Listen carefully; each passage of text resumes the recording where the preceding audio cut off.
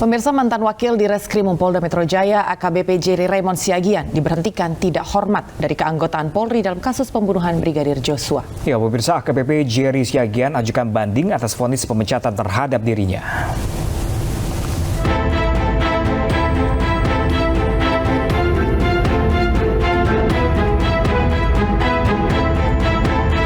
AKBP Jerry Raymond Siagian yang merupakan mantan Wakil Direktur Reserse Kriminal Umum Polda Metro Jaya dipecat dari keanggotaan Polri usai terseret kasus pembunuhan Brigadir Joshua.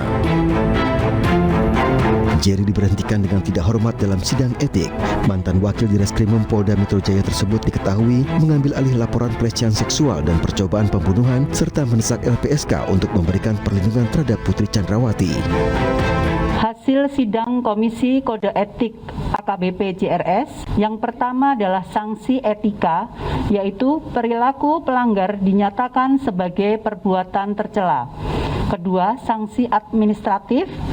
A. Penempatan dalam tempat khusus selama 29 hari dari tanggal 11 Agustus sampai dengan 9 September 2022 di Rutan Korbrimob Polri, dan penempatan dalam tempat khusus tersebut telah dijalani oleh pelanggar.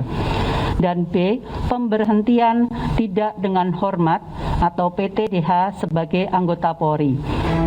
Selain memberikan sanksi kepada JRS, sidang etik juga digelar terhadap terduga pelanggar lainnya, yakni Barada Sadam, seorang mantan personil Brimob Polri. Barada Sadam dianggap telah melakukan pelanggaran sedang.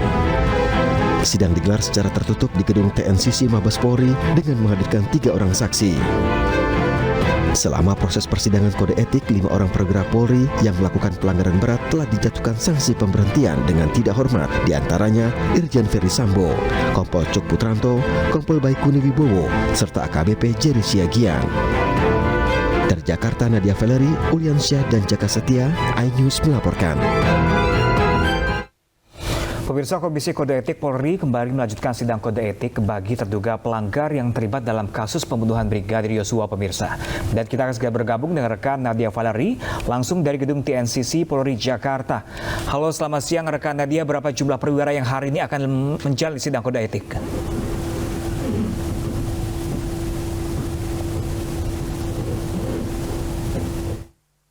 Akan dilanjutkan kepada 1 perwira Polri, yakni Brigadir FF, yang merupakan salah satu dari 28 anggota Polri yang akan disidang kode etik terkait penanganan kasus Brigadir Joshua yang tidak profesional. Adapun Brigadir FF selain disidang pada hari ini, sebelumnya pada Senin kemarin juga telah menjadi saksi untuk persidangan rekannya, yakni Barada S ataupun Barada Sadam yang merupakan mantan sopir dari mantan Kadif Propam Polri Verdi Sambo.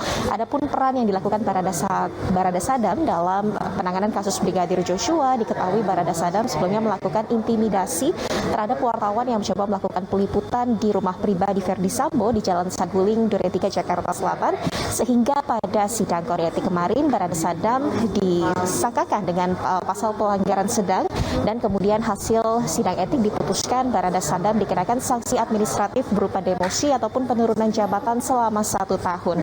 Adapun untuk lanjutan proses sidang kode etik pada pekan ini akan dilanjutkan kepada perwira Polri lainnya yang diduga melakukan pelanggaran etik dalam penanganan kasus Brigadir Joshua, dan untuk pekan depan Pramanggi dan juga Pemirsa, proses persidangan kode etik akan dilanjutkan kepada 3 tersangka dengan tindak pidana obstruction of justice ataupun upaya merintangi penyidikan kasus pembunuhan Brigadir Joshua, di mana masih ada 3 tersangka yang belum disidang, di antaranya yakni mantan Karopaminal Divisi Propam Polri Brigjen Hendra Kurniawan, kemudian AKBP Arif Rahman Arifin, mantan Wakadenpe di Propam Polri, dan juga AKP Irfan Widianto selaku mantan Kasubnit Divisi Propam Polri.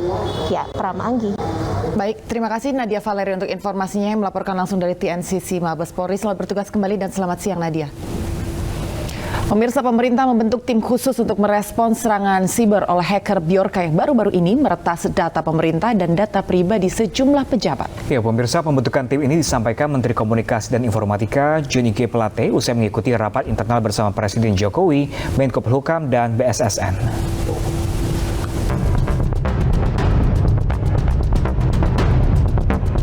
Ulah peretas atau hacker dengan nama Bjorka menarik perhatian banyak pihak termasuk Presiden Joko Widodo. Dalam rapat terbatas bersama sejumlah menteri dan badan cyber dan sandi nasional, Presiden memerintahkan membentuk tim khusus untuk menangkal serangan para peretas. Tim khusus yang dibentuk terdiri dari BSSN, Badan Intelijen Negara, Kemenkominfo, dan Polri. Perlu ada emergency response team ya terkait dengan untuk menjaga data yang tata kelola data yang baik di Indonesia, untuk menjaga juga kepercayaan publik. Ya. Itu yang kedua. Jadi akan ada emergency response team dari BSSN, Kominfo, Polri, dan BIN ya untuk melakukan asesmen berikutnya. Namun Joni tidak menjelaskan secara rinci kapan tim akan mulai bekerja dengan cara bagaimana menangkal serangan para peretas. Terkait dokumen yang disebarkan oleh Bjorka, Kominfo mengatakan hanya data umum yang sudah diupdate dan bukan merupakan data spesifik. Kepala BSSN Letjen TNI Purnawirawan Hinsan Siburian meminta masyarakat tidak panik atas serangan hacker Bjorka. Tanya, ada sistem elektronik yang terganggu enggak di Republik ini? Tidak ada ya sudah. Berarti ancaman tapi begitu. Tapi ancaman ini meresahkan publik begitu, Pak. Makanya masyarakat itu kita harapkan tenang aja ya. Tidak ada satu sistem elektronik yang diserang sementara. Sistem ya. Bicara data ini ya sudah seperti yang ada di sistem elektronik maksudnya gimana, Pak? Ya, biar kami memang menjelaskannya lagi susah lagi. Diberitakan sebelumnya, hacker Bjorka mengunggah sejumlah dokumen yang diklaim merupakan milik Presiden Jokowi. Dokumen-dokumen periode 2018 hingga 2021 itu diunggah di situs bridge.to. Salah satu dokumen yang diunggah berasal dari Badan Intelijen Negara untuk Presiden Jokowi, berisi transaksi surat tahun 2019 hingga 2021, serta dokumen yang dikirimkan kepada Presiden yang diberi label rahasia. Selain itu, dalam unggahannya, Bjorka mengklaim telah mengunggah total 679.180 dokumen berukuran 40 MB dalam bentuk data terkompres. Selain itu, Bjorka juga meretas dan mengunggah data pribadi sejumlah pejabat di media sosial. Antara lain Menkominfo Johnny G. Plate, Ketua DPR Puan Maharani, dan juga Menko Maritim dan Investasi Luhut Binsar Panjaitan, serta Gubernur DKI Jakarta Anies Baswedan. Beralih ke informasi lain, pemirsa, Ketua DPRD Kabupaten Lumajang, Jawa Timur, Anang Ahmad Syaifuddin memilih mundur dari jabatannya setelah video dirinya tidak hafal Pancasila viral di media sosial. Keputusan pengunduran diri dibacakan saat rapat paripurna pembahasan perubahan rencana anggaran pendapatan dan belanja daerah hari Senin siang.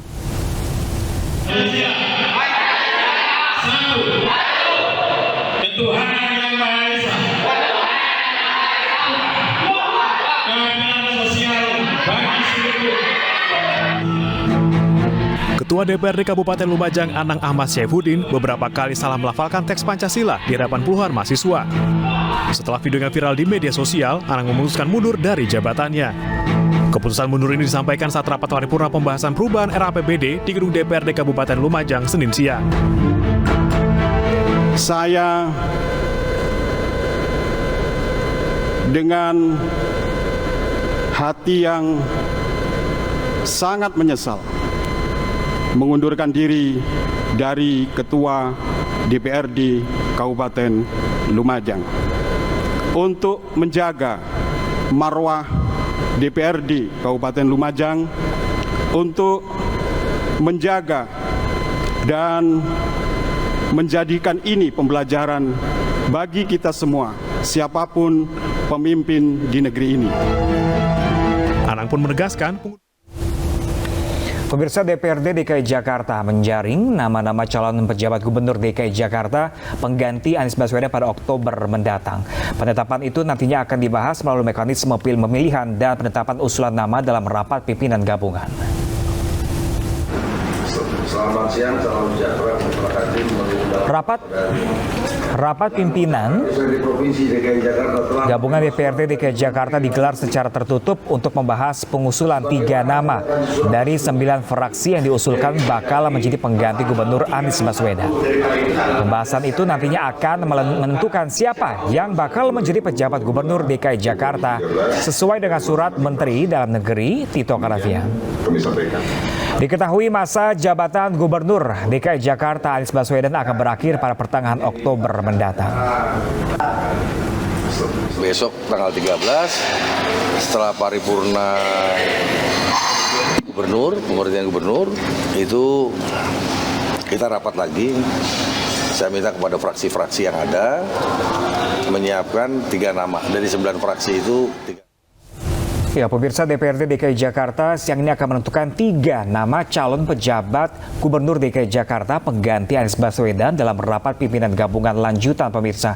Dan langsung saja kita menyapa Revika Sibarani langsung dari gedung. Pemirsa, seperti apa proses rapat penjaringan calon pengganti Gubernur DKI Jakarta? Revika.